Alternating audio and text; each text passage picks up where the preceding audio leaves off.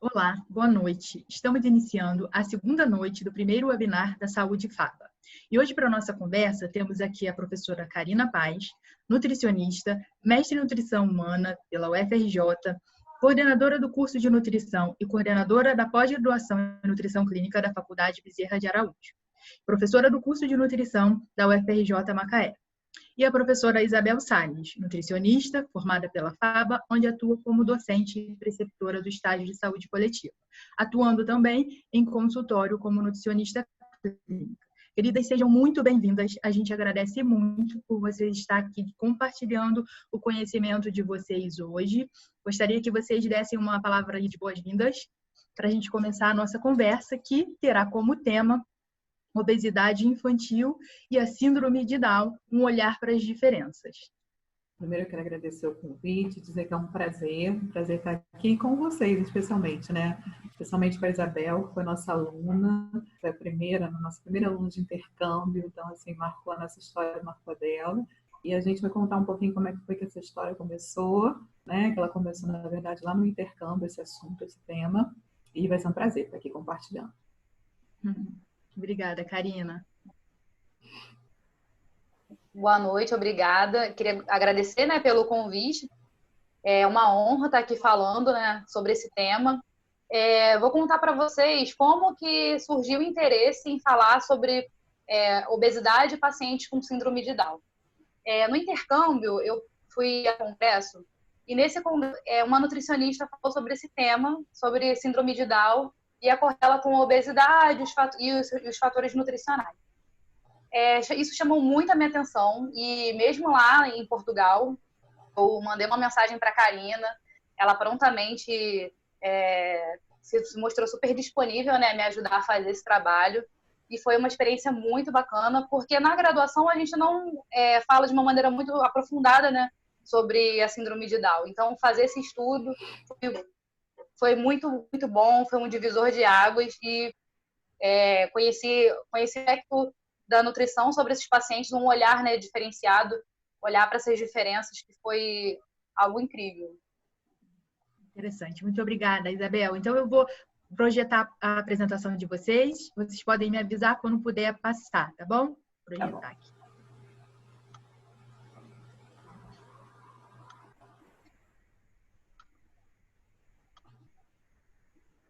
Bom, então vamos lá, né? A gente resolveu compartilhar com vocês a nossa experiência e eu resolvi iniciar falando um pouquinho sobre a obesidade infantil de um modo geral. Pode passar, Amanda. A definição, né? Então, obesidade é um agravo de caráter multifatorial representado pelo desequilíbrio entre consumo e gasto de caloria. Especialmente na infância, a gente deve se preocupar porque é essa criança que vai se tornar o futuro adulto, né? Então, a gente precisa ter uma atenção muito especial e esses dados vêm crescendo muito. Nesse slide, a gente consegue perceber, a gente listou alguns fatores, eu vou falar bem rapidinho. O primeiro deles é o genético. De fato, existe uma herança genética, possivelmente ligada ao cromossomo X, e as mães teriam uma relação maior nessa genética ligada à obesidade em relação aos filhos, mas assim, mãe já tem culpa suficiente para a gente agregar mais essa culpa, né? Então, o que os dados mostram, na realidade, é que quando pai e mãe são obesos, a chance da criança desenvolver obesidade chega até 80%. Mas é bem importante frisar que a genética não é o principal fator determinante. Então, o ambiente em que a criança está inserida, né, o contexto e a exposição que ela está colocada, principalmente em relação à publicidade infantil. Então, assim, qual foi o acompanhamento que essa mãe teve? Né? A importância de a gente destacar o papel nutricionista desde a gestação, para que a mãe entenda, principalmente, a importância do aleitamento materno. Né? Um dos principais fatores que previne a obesidade infantil é o aleitamento materno. A gente tem aí termos técnicos para definir isso, como imprints metabólico, né, o limiar de saciedade, que é colocado a partir do leite. Então, se a mãe tem acesso ao pré-natal com o nutricionista, ela já vai conhecer tenramente esse tema. E não é o que acontece normalmente em saúde, né? As mães que são direcionadas ao nutricionista são normalmente as mães que têm algum desvio ponderal, se a gente desvio de peso, ganhou peso de mais ou peso de menos. E o nutricionista ele deve estar incluído para todas as mães, né? Para que todas tenham esse acesso. Então, o aleitamento materno exclusivo, pelo menos até os 6 meses, já desenvolve um desses fatores de proteção. Segunda coisa bem importante é a introdução alimentar, né? Eu sou mãe, eu posso falar, é bastante angustiante esse momento em que você vai começar a trabalhar com seu filho, como ele deve se alimentar, principalmente em relação a porcionamento. Muitas vezes as mães não têm noção de porcionamento, então colocam muito mais comida do que a criança precisa, se angustiam porque ela não esvaziou o prato. E, na verdade, a criança já está saciada e não precisaria daquele adicional, né? E o nutricionista ele pode te ensinar a encontrar essas porções, a ter essa paz na hora de alimentar a criança, porque senão vira uma grande guerra entre mãe e filho, né? A gente que tem essa experiência com criança pequena sabe. E, na verdade, a criança já atingiu o limiar de saciedade. E aí, essa questão toda que a gente está falando um pouquinho, ela pode iniciar um outro problema, né? A gente também está nesse momento de falar dos transtornos alimentares, que já se iniciam na infância. Então, se a criança apanha, se a criança é pressionada, se há discussão, a gente já começa ali a poder vivenciar um comer transtornado. Então, existem diferentes fatores, né? A se alimentar em frente à televisão, a exposição em relação à publicidade, né? O apelo que os desenhos infantis têm em relação a isso, canais específicos para criança, né? A propaganda é toda voltada para alimento. Então, já começa uma associação sutil, mas uma associação muito firme. Quando você vai com a criança no mercado, você percebe que ela reconhece os personagens em todos aqueles momentos, né? A pré-maturidade é uma questão que a gente deve destacar, porque crianças com baixo peso têm alterações fisiológicas aí bastante específicas que aumentam a retenção de peso ao longo da vida. E há uma certa culpabilidade das mães quando a criança nasce com baixo peso e há uma tendência superalimentar. Então, ela já tem uma tendência maior a reter o peso e essa superalimentação pode vir aí como um outro fator agregador nesse aumento do peso corporal. O não aleitamento, a gente tem que destacar o papel das fórmulas infantis, né, que não são similares ao leite materno, que são extremamente enriquecidas em diferentes açúcares e acabam fazendo com que a criança desenvolva um nível de palatabilidade para o doce muito superior ao que o leite materno impõe. Então, a saciedade alimentar ela vai sendo completamente modificada. Uma questão muito importante, que eu acho que é a prática de atividade física, né? E a gente está vivendo um momento especial aqui na quarentena, onde as crianças estão mais presas dentro de casa. Então, a criança talvez esteja também sendo compensada pela frustração, né? De não estar indo à escola, de não ter as atividades rotineiras. Então, de um modo geral, isso já pode acontecer, que é a importância da gente não compensar a criança que come, né? Se comer tutinho vai ganhar sobremesa, ela tem que aprender que ela precisa daquele alimento, aquele alimento tem um papel na vidinha dela, e não há necessidade de compensação, porque senão você dali starta um comportamento compensatório que vai para a vida adulta. Ah, eu me frustrei, ou eu fiz uma atividade, então agora eu mereço me alimentar. Essa é uma correlação também dentro da área do comportamento alimentar que a gente discute muito, né? Então, a criança precisa entender qual o papel que cada atividade tem na vidinha dela, qual a importância que ela desempenha, e aí dar seguimento a isso sem compensações, porque isso pode levar à compulsão futuramente. Então, esse é um momento especial, a gente tem que destacar isso, né? Crianças dentro de casa, pais em home office, a superatividade, né? A superprodução das mães, né? Que muitas vezes são mães solos, eu acho bastante importante a gente destacar isso. Nesse momento, a rede de apoio está diminuída, então, muitas vezes, a gente vê alguns comportamentos nesse sentido de compensar as crianças, e o alimento é o que elas têm muito mais fácil, muito mais disponível, tá? Então, a gente fez uma pequena listinha aqui, só para introduzir esse assunto. Pode passar, Amanda. E as possíveis consequências, né, na vida adulta. A gente tem muitos trabalhos que apontam, a gente colocou aqui embaixo, do risco muito elevado dessas crianças ou adolescentes que são obesos desenvolverem na vida adulta a obesidade. E aí a gente pensa em termos, né, de gastos, de custos para a saúde pública, que é isso que a gente tem que prevenir. E, infelizmente, a gente não tem uma nutrição preventiva para o público, né, em larga escala. Isso iria desonerar francamente os hospitais, principalmente. Então, a primeira causa de morte hoje no Brasil, infelizmente, é a Covid, pelo momento que a gente está passando, mas a causa de morte que prevalece são as doenças cardiovasculares, tá? Que é um tipo de doença muito evitável, pelo menos na maior parte dos casos evitável. A gente não pode deixar de citar também uma associação importante que a gente vive nesse momento da pandemia, que é talvez exista maior risco para os pacientes, né, de Covid que tem obesidade, principalmente a partir do MC40, e a gente sabe que a nossa população, mais de 50% da população brasileira, tem sobrepeso e obesidade, então já passou da hora da gente entrar nas escolas, né, e observar o acompanhamento que essas crianças recebem para que elas cresçam entendendo o papel da alimentação e da forma mais saudável possível. E a gente pode listar aqui as questões, né, de saúde, então doença cardiovascular, várias alterações, né, ortopédicas, é importante destacar por conta do excesso do peso corporal, e a criança está crescendo, está se desenvolvendo, está amadurecendo. Diabetes tipo 2, que é uma outra doença totalmente evitável a partir do estilo de vida, né? Então, quando a gente fala estilo de vida, a gente inclui atividade física, ou pelo menos não ocorrência com frequência do sedentarismo. E isso, infelizmente, até por uma questão de segurança, conjuntura cultural e social, as crianças ficam mais presas nos apartamentos, ganham mais equipamentos eletrônicos. Eu acho que o sonho das crianças hoje, a maioria delas é ganhar um iPad, não uma bicicleta, como era na minha época. Então, isso já vai denotando a mudança da característica do sedentarismo na própria prática da vida da criança no dia a dia, né? Uma outra questão que eu vou destacar, para a gente aqui não ficar falando sobre todos, eu acho importante o bullying, né? A questão da saúde mental das crianças. Então, o preconceito sobre o corpo. Quando a gente fala de obesidade, que é o tema que a gente está discutindo aqui, a gente, obviamente, quer prevenir doenças, quer prevenir uma série de questões que são importantes, mas também é importante destacar que existem diferentes tipos de corpo, que as pessoas têm a sua individualidade e que trabalhar a questão da obesidade não é implementar um padrão, né? Então, assim, as pessoas são diferentes, elas são e essa é a grande graça da vida, que existam diferentes oportunidades de a gente observar diferentes pessoas, mas a gente está falando da questão da saúde, né? Focando que a gente quer que essa criança cresça, respeitando a sua individualidade, mas com a melhor qualidade de vida que a gente conseguir. A empregabilidade ela também é muito importante, né? A gente sabe que o mercado de trabalho também tem limitações em relação a isso.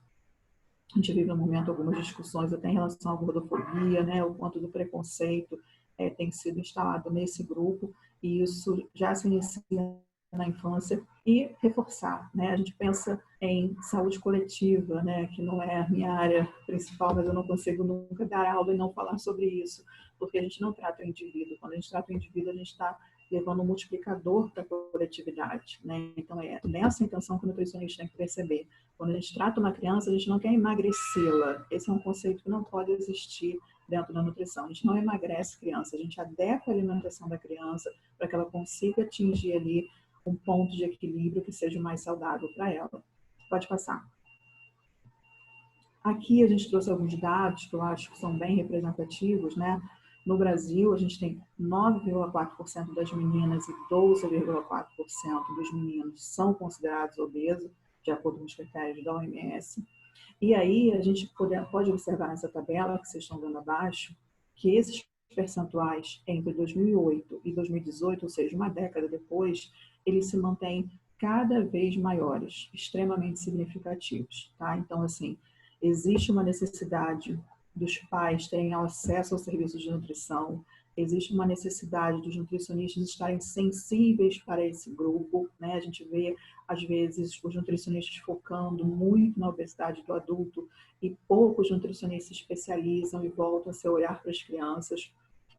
É justamente na infância que você está mais vulnerável e receptivo às informações, sensível a impregnar-se de conhecimentos novos, né? A mudar o seu comportamento que ainda está sendo formado. E aí a gente vê uma negligência, um pouco interesse por essa área, e eu acho que, assim, cada vez cresce mais a urgência da gente voltar ao nosso olhar nesse sentido. Acho que a Isabel pode continuar contribuindo.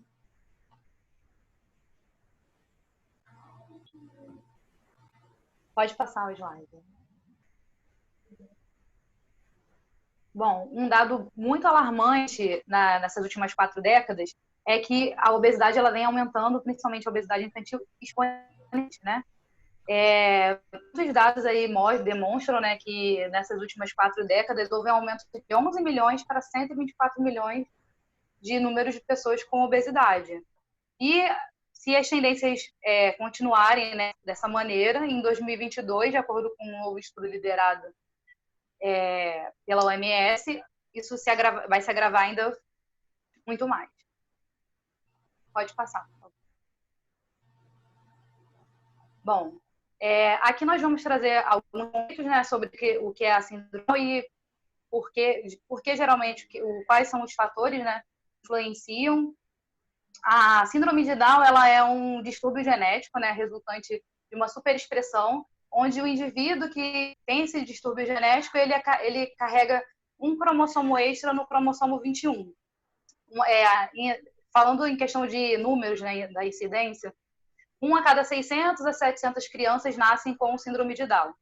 Um fator que contribui de maneira relevante para que crianças nasçam com síndrome de Down é a idade materna.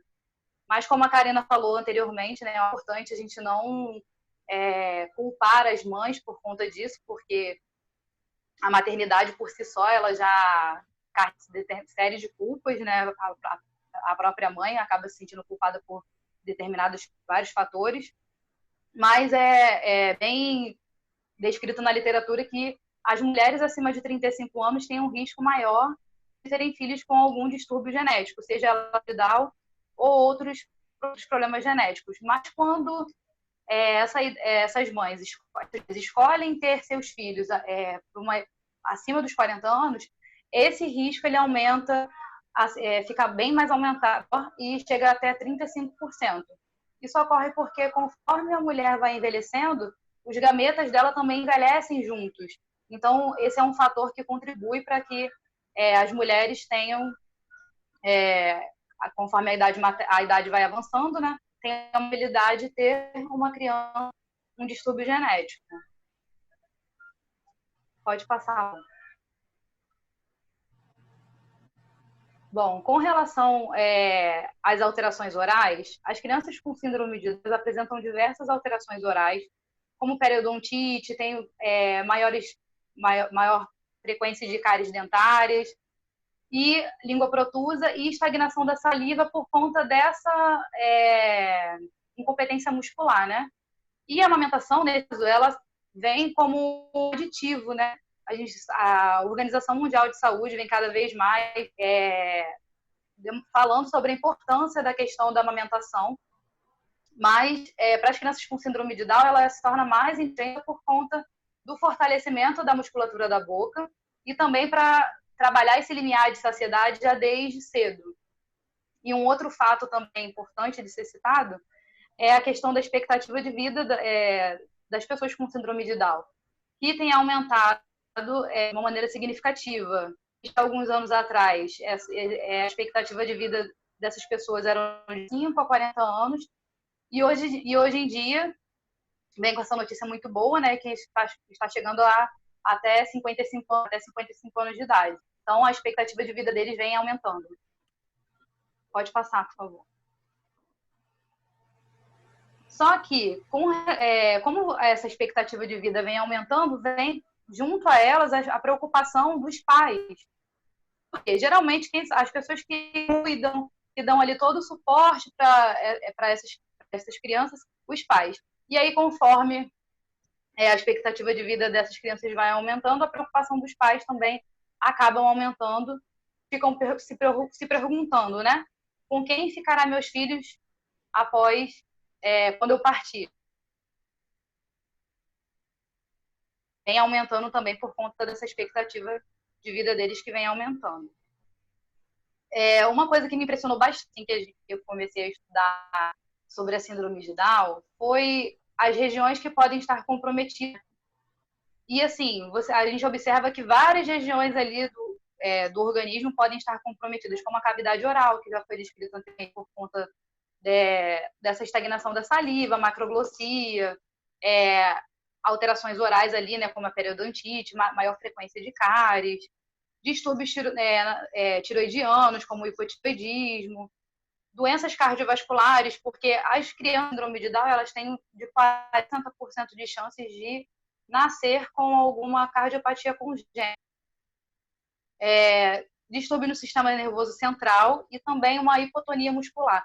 Essa hipotonia muscular, ela tendo outros prejuízos também, como a saúde intestinal. Essas crianças acabam tendo uma menor sensação de saciedade devido a essa hipotonia também, lembrando que o intestino também é um músculo, né? Uma constipação intestinal também mais acentuada e também problemas respiratórios, que elas também vir a ter. Pode passar. Aqui a gente listou, né, alguns problemas de saúde que essas crianças podem vir, que são desordens estruturais e funcionais no sistema nervoso central, distúrbios gastrointestinais e baixo tônus muscular na infância, alterações endócrinas, distúrbios metabólicos, as deficiências nutricionais, modificações na função imunológica, e eles também aumentado para desenvolver outras comorbidades, que é a doença celíaca, hipotiroidismo devido esse distúrbio tiroidiano, que eles têm uma frequência de apresentar maior do que as crianças que não portam a leucemia, doença de Alzheimer, entre outros. Pode passar. Bom, vários fatores contribuem para que eles tenham uma nutrição inadequada. Dentre elas, a diminuição na taxa de metabólica baixa. Essas crianças também apresentam maior sedentarismo, o hipotireoidismo, que já foi falado, e os hábitos alimentares desajustados. Uma questão também muito frequente é a questão dos pais quererem fazer com que acaba querendo compensar a síndrome com os alimentos, acabando oferecendo alimentos ultraprocessados, mais ricos em carboidratos, gorduras e açúcares. E a gente sabe que esses alimentos ultraprocessados, que contêm muito desses em excesso, eles têm fibras. Então, oferece uma menor saciedade e vocês acabam consumindo mais. Então, você tem um efeito reverso, né? Ao invés da criança consumir um alimento que tenha muitas calorias, consumir menos, não, ela vai acabar consumindo cada vez mais. E essa compensação dos pais pelo alimento acaba trazendo também uma compulsão alimentar nessas crianças. E ele já tem uma predisposição a diabetes e doenças cardiovasculares. Só que esse padrão alimentar desajustado pode favorecer ainda mais o surgimento dessas doenças. Eles também têm uma excessiva de leptina. E aí, a gente, só para lembrar que a leptina é um hormônio produzido pelo tecido adiposo que, teoricamente, aumentaria ali a saciedade dessas crianças. Só que elas apresentam resistência à insulina, à leptina, perdão. Então, é mais um fator que contribui para que elas tenham uma menor sensação de saciedade e aumento do volume, né, dos alimentos. Pode passar, por favor. A metodologia desse trabalho está disponível no Anais de Sabores e Saberes de 2019. Esse trabalho foi apresentado na UFRJ nesse encontro de Sabores e Saberes. Então, quem tiver interesse em saber como que foi realizado a metodologia, pode estar disponível lá, tá? Pode passar. Bom, preparações foram as preparações realizadas nesse trabalho. O intuito desse trabalho, na verdade, foi o quê? Elaborar uma cartilha com preparações que contivessem ali compostos bioativos e nutrientes que atendam comorbidades que já foram citadas anteriormente, que são muito prevalentes na síndrome de Down. Essas fotos são fotos reais, né, das preparações que nós fizemos para essa cartilha. E aí, nós realizamos essas 4 preparações, que foram a pizza, sorvete, o produto tipo hambúrguer, pode ser considerado hambúrguer porque não foi feito com carne, o produto carne, né, ele foi utilizado uma proteína vegetal, e o cupcake de cacau. Nós priorizamos essas preparações porque geralmente crianças gostam de pizza, gostam muito de hambúrgueres, e como eu disse antes, os pais eles tendem a querer compensar a síndrome com alimentos, às vezes alimentos mais saborosos, alimentos que são mais atrativos para essas crianças. Nós pensamos em fazer essas preparações que fossem substituições saudáveis, que tivessem esses componentes bioativos, né, para que eles pudessem ali estar realizando essa substituição no dia a dia. Pode passar. Bom, essa ilustração abaixo, essa figura, é a ilustração de como ficou o resultado final da cartilha. A cartilha ela tem conceito, dúvidas frequentes, tem uma associação, né, entre a nutrição e a síndrome de Down, as curiosidades também da síndrome de Down e as receitas que eu vou discutir agora cada uma e como que foi que nós preparamos. Quando nós fizemos todas essas preparações, a gente fez questão de comparar com as marcas com as líderes de mercado, para que a gente pudesse ter ali um comparativo, né, entre o produto desenvolvido nesse estudo e o produto líder de mercado, para ter uma comparação ali da composição nutricional de ambos. A nossa pizza nós fizemos com base na farinha de trigo. Por quê? Os pacientes com síndrome de Down, eles têm são mais suscetíveis, né, a terem doença celíaca. Então, nós substituímos a farinha de trigo, né, pela de grão de bico, isso. E nós observamos que os valores energéticos, os teores de carboidratos, de lipídios, vitaminas e minerais eram muito, muito distintos, até por conta da matéria-prima utilizada, né, nessas preparações. E vale destacar que o grão de bico, apesar de ser uma leguminosa que os brasileiros não têm muito hábito de comer, ele é riquíssimo em diversos nutrientes, contém 8 dos 9 aminoácidos. E algo também que seria importante destacar é o aporte natural de triptofano que ele tem, que é um precursor da serotonina que pode auxiliar, junto com o carotenoide e luteína, na maturidade neuronal. Além do seu conteúdo de fibras solúveis, né? E a farinha de trigo acaba não tendo por ser um produto refinado. Somado a isso, a gente observou o quê? Que esses produtos industrializados, eles contêm muitos aditivos alimentares que estão relacionados com hiperatividade, déficit de atenção, neoplasias e alergias. E que na síndrome de Down existe uma doença do sono muito frequente, que é a síndrome da apneia obstrutiva do sono. A síndrome, ela tem como consequências o déficit de atenção e a hiperatividade. Então, assim, não só para crianças portadoras da síndrome, como aquelas não portadoras da síndrome, seria prejudicial esse consumo exacerbado por conta desses sintomas relatados. Por favor.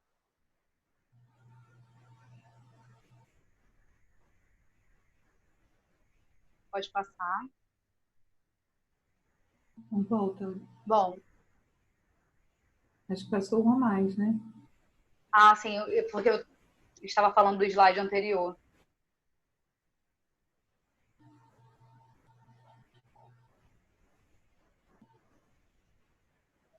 Pode ir para o slide que está escrito cálcio e obesidade.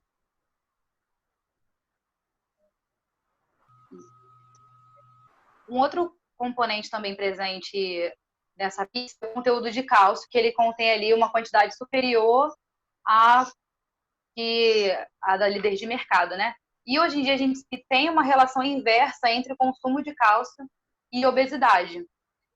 Somado a isso também é muito frequente a osteoporose e a obesidade nas crianças com síndrome de Down. Não só crianças, mas também adultos. Isso porque eles têm uma dificuldade de ingerir determinados alimentos, derivados e vegetais. E o consumo de cálcio dietético, por que ele está relacionado com a obesidade? Porque ele pode induzir ali via o paratormônio, reduzir o conteúdo de cálcio intracelular nos adipócitos e diminuir a expressão da enzima ácido graxo sintetase. E essa enzima ela é responsável pela regulação de deposição de gordura nas células adiposas. Então, se você tem um consumo adequado de cálcio, você poderia reduzir a expressão dessa enzima e aumentar a lipólise. Pode falar. O segundo produto que nós elaboramos foi o produto de hambúrguer, né, que não pode ser considerado hambúrguer por não utilizar produtos cárneos na sua composição.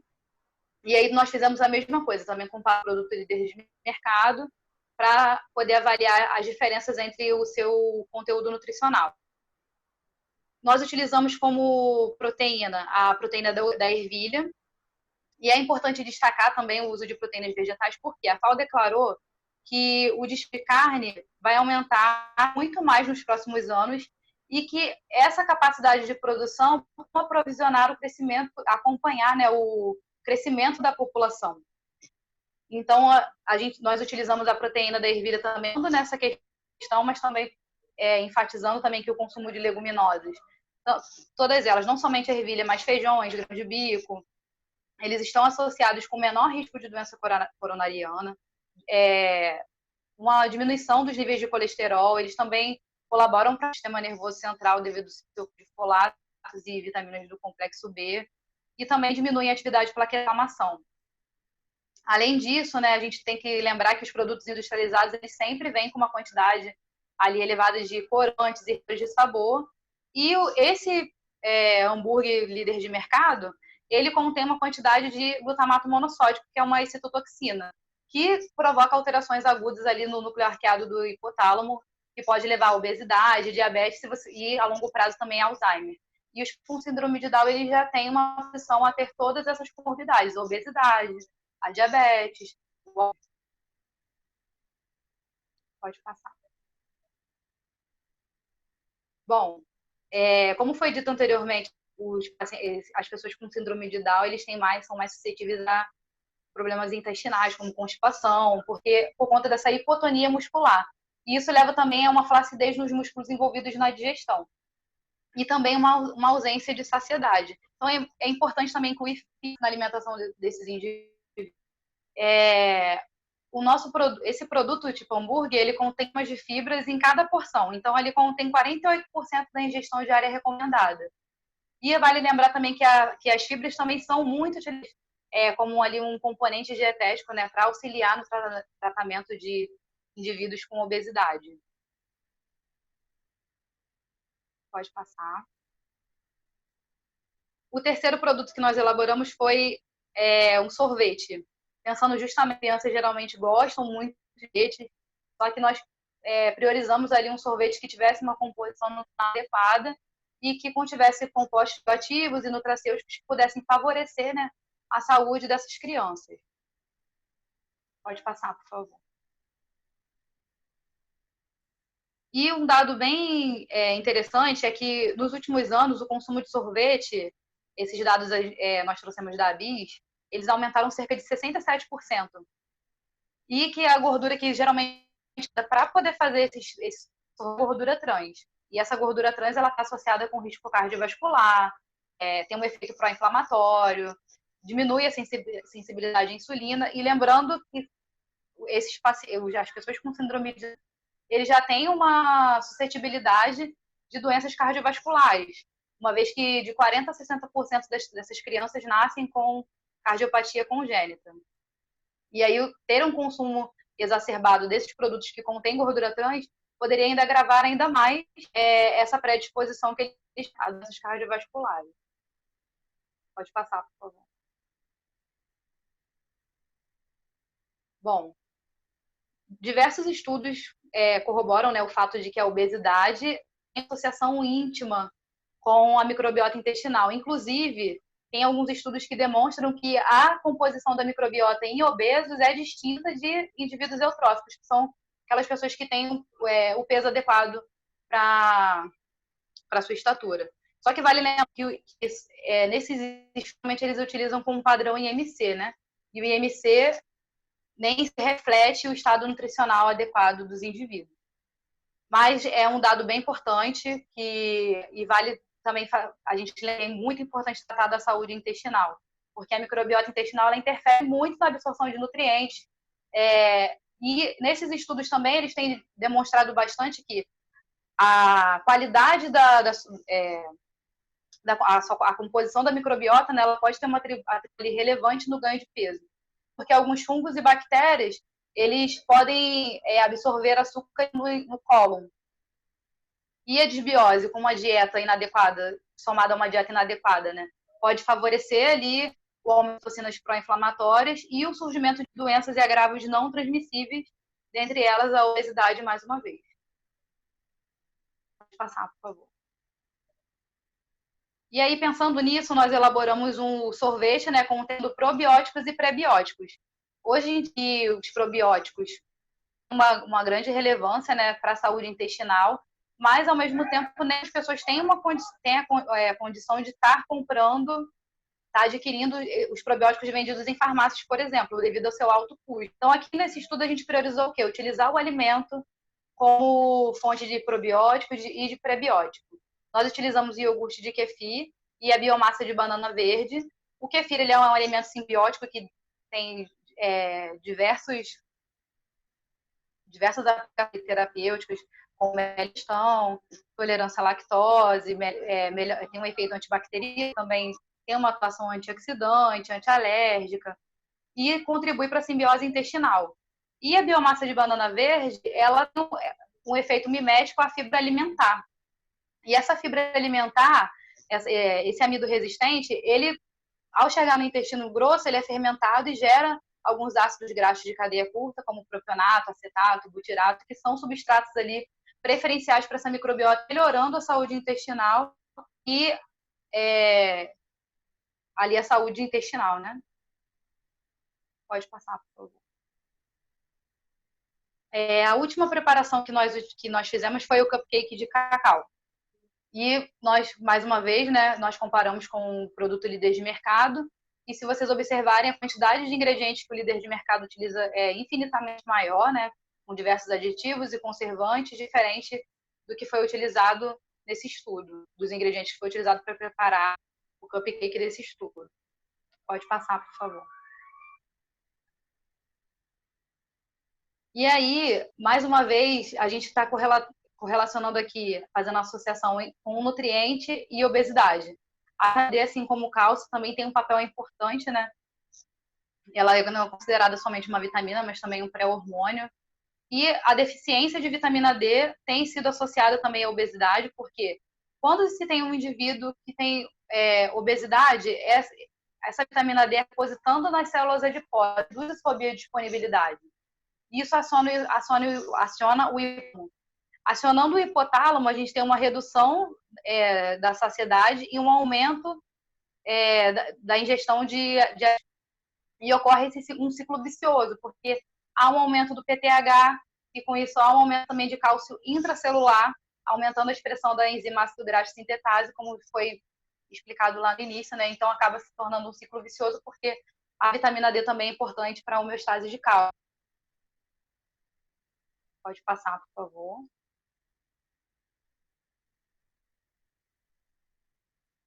Aí, outros nutrientes também que continham também nesse cupcake é a colina e o cacau. A colina é importante destacar porque o processo de metilação parece estar comprometido nesses pacientes com síndrome de Down. E você ali oferecendo por meio do alimento, né, um alimento que contém esse nutriente, você já está garantindo de uma certa forma que essa criança tenha uma ingestão mais frequente de alimentos que contêm esse nutriente. A colina também é a transmissão nervosa, a integridade estrutural de membranas celulares, auxilia também na regulação do metabolismo lipídico e também é importante para o regime da homocisteína. E a homocisteína, quando elevada, ela pode aumentar o risco cardiovascular. Além disso, também o cupcake ele também é rico em vitamina B2, que também auxilia também no processo de metilação. Outro nutriente também presente também no cake é o cacau, tem os flavonoides, a oxidação de LDL e melhorando os níveis de HDL, diminuindo também os marcadores inflamatórios.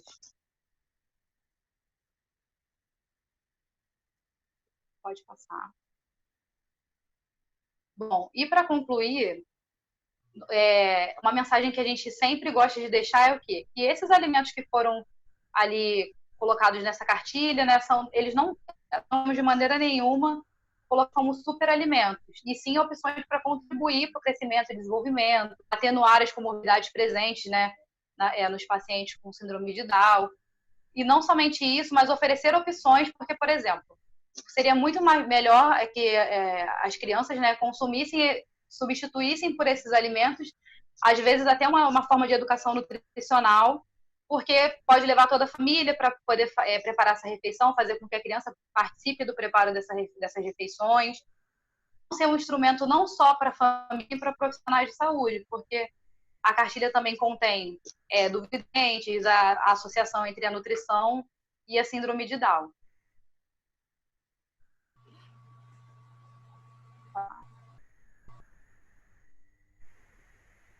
E eu quero agradecer pela oportunidade de estar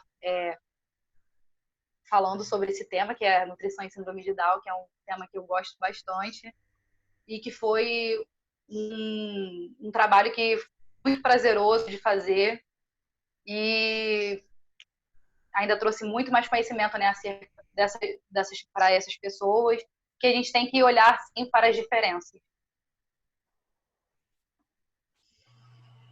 Nossa, foi muito rico. Karina, muito obrigada. Isabel, muito obrigada. Eu queria dizer que a partir desse momento, quem está aí assistindo pode fazer perguntas no chat, que a gente vai tentando responder pelo chat diretamente com vocês, tá? E aí eu queria fazer uma pergunta, primeiro para a Karina e depois para a Isabel. Para a Karina, seria uma pergunta relacionada, você falou muito a questão que eu achei super interessante você trazer o que está acontecendo hoje do Covid, né, e das crianças em casa. E eu queria saber se tem algum, assim, as duas são mães, né, e aí de antemão, além de excelentes profissionais, parabenizar por essa tarefa que não é nada fácil, ainda mais nesse momento de quarentena aí, vocês estão tendo que virar professores junto com as crianças, né? Sim!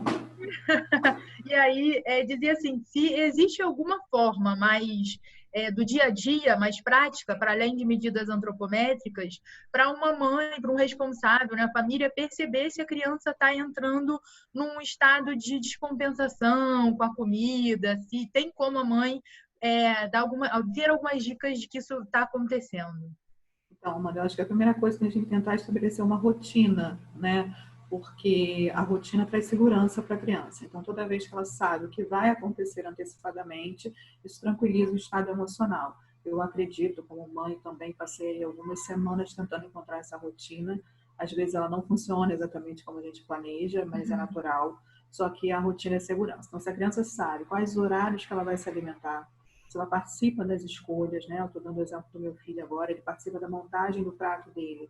Então ele diz, mãe, isso é o suficiente, eu quero mais ou não. E eu prefiro colocar menos comida no prato e ele repetir se ele quiser, do que colocar mais comida e criar aquele estresse, né? De você não saber se a criança comeu o suficiente ou não. Então acho que a primeira coisa é a rotina. Segunda, é tentar manter durante a semana o hábito alimentar que a criança já teria normalmente entre escola e casa, né? Toda mãe, algum final de semana, vai fazer alguma preparação diferenciada. A gente não tem que se culpar por isso, faz parte do processo. E se a criança sabe que ela vai poder, que ela é livre, que ela pode comer o que ela quiser, ela não tem a restrição. O grande problema da criança com obesidade é trabalhar excesso de medidas antropométricas, né, que é pesar e dizer, fulano, você está gordo. Isso desde pequeno já começa a incutir na cabeça da criança uma série de associações negativas quanto à autoimagem dela, que podem sim ser levadas para a vida adulta. Então, criança não precisa dessa informação, né? A gente não tem que emagrecer criança, nós temos que fazer uma adequação e naturalmente ela vai perder esse peso. Então, jamais o profissional deve se dirigir à criança dizendo que ele precisa emagrecer. Não, ele precisa adequar a alimentação e, como consequência, mudando o estilo de vida, essa perda de peso naturalmente vai vir.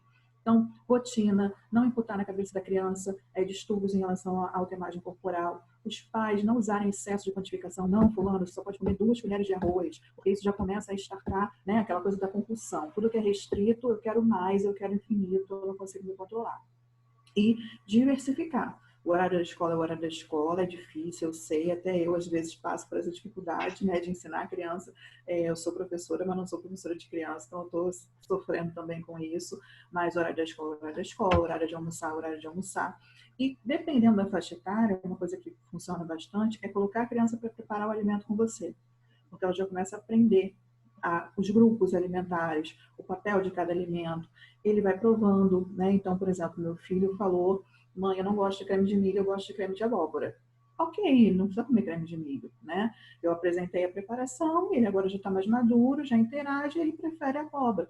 E aí, o que tem na abóbora? Qual é a cor da abóbora, né? Quantas colheres a gente vai usar disso aqui para botar no seu pratinho? Então, quando a criança já sabe contar, quando ela já sabe as cores, ele, por exemplo, está aprendendo inglês na escola, então você já pode fazer ali cores e a língua, né? Uma associação. Com isso, a criança vai tendo uma relação com o alimento muito mais saudável. Essa é a grande questão.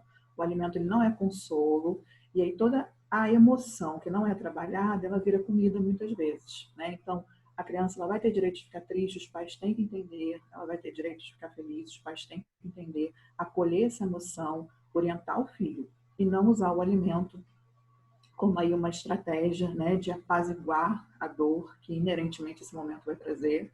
Ninguém passa pela quarentena, nem por uma pandemia mundial sem alguma marca, mas como que essa marca vai ficar na criança? Não somente o alimento vai ser a válvula de escape, né? Então eu entendo que talvez essas sejam algumas contribuições.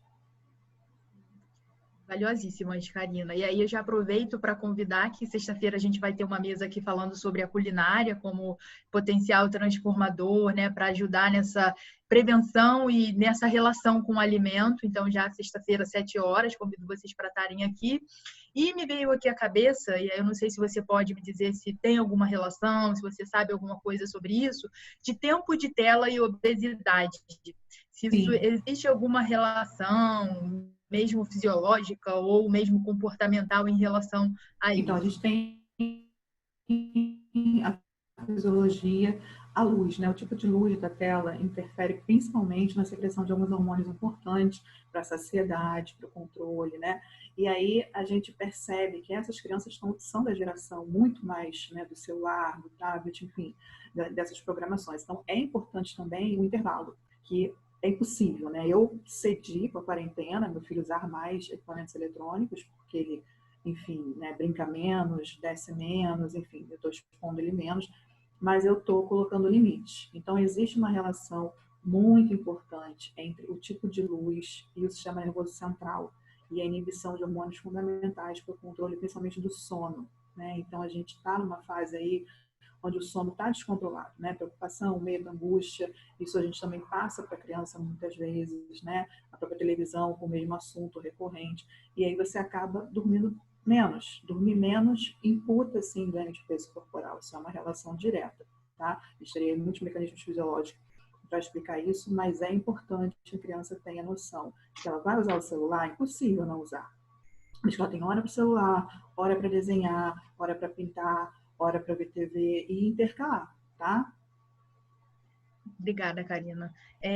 Para a Isabel, eu queria fazer umas perguntas assim. Primeiro, te parabenizar, Isabel, pelo trabalho. Eu acho que, assim como quando Obrigada. a gente fala com crianças autistas, né? Assim, quando a gente fala para a questão de necessidades alimentares especiais, como uma alergia, a gente tem que avançar muito nesse sentido. E aí, entrando um pouco na minha área, que é de saúde coletiva, a gente tem aí uma questão para avançar, a gente garantir segurança alimentar para esses grupos através das diferenças é essencial.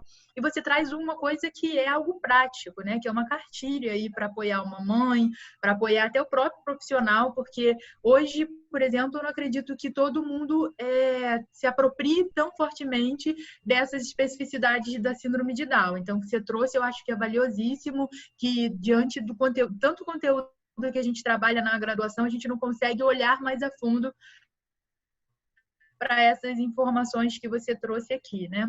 E aí eu queria te perguntar primeiro, essa cartilha, as pessoas têm acesso a ela está em algum lugar disponível para que a gente quiser olhar, a gente quiser compartilhar? Você publicou ela de alguma forma virtualmente ou em algum artigo já que está saindo aí, alguma coisa do tipo? Sim, nós estamos já trabalhando para poder publicar, né, em forma de artigo. Esse é apresentado em um congresso na UFRJ, no Encontro de Sabores e Saberes, mas nós já estamos providenciando para poder publicar em forma de artigo e disponibilizar, né, para que todas as pessoas tenham acesso. Até porque eu acho a questão da cartilha muito interessante, porque às vezes no momento de consulta ou você conversa ali com o responsável, com a criança, nem sempre ela consegue ler todas aquelas informações orais naquele momento. Mas a cartilha, por ser um instrumento que vai ficar com ele depois, ele pode ali folhear depois, tirar algumas dúvidas que às vezes ficam e reforçam aquelas informações orais que já foram ditas anteriormente, além de ter uma linguagem mais fácil, mais ilustrativa também. Uma outra coisa que eu queria te parabenizar, não sei se isso entrou na cartilha, né? Mas aí já fica até uma sugestão, caso não entrou, porque eu achei essencial. Porque a gente sabe hoje que os rótulos dos alimentos industrializados, eles são feitos para dificultar a vida das pessoas. Então, a gente pega um rótulo com a letra minúscula, com os ingredientes que são ali botados de uma maneira que é justamente para ninguém entender. Então, você colocar 2 tabelas do lado, vendo uma tendo 3, 4 alimentos, que a gente reconhece como alimento, né? Que tem ainda essa questão. E você vê do lado, quando você botou ali daquele, acho que foi do cupcake, eu fiquei assim, meu Deus, quanta coisa tem num cupcake ali industrializado, né? Então você traz à tona aí uma questão da diferença, não é porque você está comendo um bolo, não é porque você está comendo uma pizza, não é porque você está comendo um hambúrguer, né? Como você destacou, que precisa ser ruim nutricionalmente. E fazer isso em casa, você tem a certeza de quais ingredientes está colocando. e o Sim, quanto que exatamente. também existe uma diferença não só de caloria, porque o próprio cupcake seu tinha a metade da caloria do que o industrializado, mas é do que muito mais do que a caloria, é do que aqueles nutrientes vão contribuir para a alimentação, para a nutrição daquela criança, sobretudo uma criança que você mostrou aí também muito bem, que tem uma série de especificidades, né? Então, achei muito legal, muito interessante. A terceira coisa que eu queria te perguntar é se, por exemplo, existe algumas substituições. Você falou da farinha de grão de bico. A farinha de grão de bico, para essa receita, vocês fizeram ou vocês encontraram no mercado? Então, ela pode ser feita em casa ou também comprar no mercado. Eu posso comprar pronta, porque fazer dá um pouquinho mais de trabalho, que você tem que deixar de molho, depois levar ao forno. E a praticidade, porque a gente tem que pensar também nas mães, né? Quando forem fazer essas preparações. Então, muitas das vezes, para comprar essa farinha para a mãe vai ser muito melhor do que ela ter que fazer essa farinha em casa. Mas tem essas duas possibilidades, tanto de fazer em casa e quanto de comprar pronta, né? Uma coisa também que eu queria destacar, Amanda, aproveitando que a pergunta que você fez, é que essas preparações, elas foram feitas pela uma substituição nutritiva para excluir as crianças portadoras de síndrome da ortona-síndrome. Porque aqui nós queremos o quê? Melhorar a qualidade nutricional. Sejam para crianças que portam a síndrome ou não. A ideia é incluir, né? Ter um olhar e o que você falou, né? Saber o que a gente está consumindo. Diferente desses produtos ultraprocessados que vem uma série de aditivos conservantes, são hiperpalatáveis, e aí você tem um limiar de doçura muito grande, que vai dificultar essa criança na vida adulta a ter hábitos alimentares mais adequados. Verdade, Isabel, você tocou num outro ponto também importante, a questão da inclusão, né? Quando a gente trabalha isso na política, que é o Programa Nacional de Alimentação do Escolar, uma das recomendações nas legislações para crianças com necessidades alimentares especiais é isso, é de que o cardápio dessa criança não seja um cardápio totalmente diferente do que aquilo que as outras crianças estão recebendo, porque a gente quer justamente trabalhar com a inclusão daquela criança, por exemplo, tá comendo um bolo que seja um bolo nutritivo, não só para ela que tem a síndrome de Down, como para as demais, né? Então isso você Sim. destaca muito bem no final da tua apresentação, né? Não existe um superalimento, mas na realidade é um conjunto de alimentos que vão fazer com que a criança se desenvolva melhor. Mas com algumas receitas e questões que são colocadas de maneira mais prática, nutrientes, a gente consegue chegar lá. Bom, acho que é isso que eu tenho de pergunta. Queria agradecer novamente muito a vocês. Foi uma mesa super rica. Isabel, se você quiser colocar aí como você atende em clínica, o teu Instagram, qual que é, para as pessoas que quiserem seguir aí também. Karina, a mesma coisa. Sim. Meu Instagram é Isabel Salles Nutri. Tá certo. E se alguém tiver interesse, pode entrar em contato pelo direct mesmo. De repente, até botar a cartilha lá como um e-bookzinho, que pelo menos quem seguir já ganha alguma coisa. Verdade. Bom, meu Instagram é Karina Paz. Quem quiser me seguir pode ir lá mandar um recadinho. Eu queria agradecer de novo e dizer que eu acho que esse diálogo é muito importante, né? E principalmente que a gente precisa ampliar esse olhar inclusivo, somente nesse momento do país, né? Todos nós somos importantes, cada um com nossas características, e aproximar os pais, né? Ser pai e ser mãe, como a Amanda falou, não é fácil. Então, eu imagino como que essas mães das crianças, né, que têm a síndrome de Down, têm dúvidas, têm angústias. Então, que a gente puder ajudar, se tiver alguma mãe, algum parente, né, que tem alguma dúvida, que precisa de alguma ajuda, a gente está aqui disponível para, além de nos seguir, para contribuir com essas famílias também. É verdade. Eu queria destacar também, né, falando que a gente está num evento institucional, a gente está nessa fase de quarentena, mas a Isabel também atende no ambulatório da instituição, está lá na FABA como preceptora de estágio, então, precisando também, a gente tem um ambulatório da faculdade, que agora está parado por questões de Covid. A alimentação atende ao público infantil e gestante também, né? Adulto e adolescente. Gestante. Tá certo. Então, agradeço muito a vocês. Queria convidar quem está assistindo a vir amanhã novamente. Amanhã a gente vai ter uma mesa sobre orientações nutricionais, quais são os desafios, como que a gente supera obstáculos para evitar e para melhorar a qualidade de vida para a criança obesa. Quem vai estar com a gente amanhã vai ser a professora Andréa Velagelin e a professora Dayana Queiroz. é isso, continuem perguntando ali no chat que a gente vai respondendo. Obrigada, boa noite.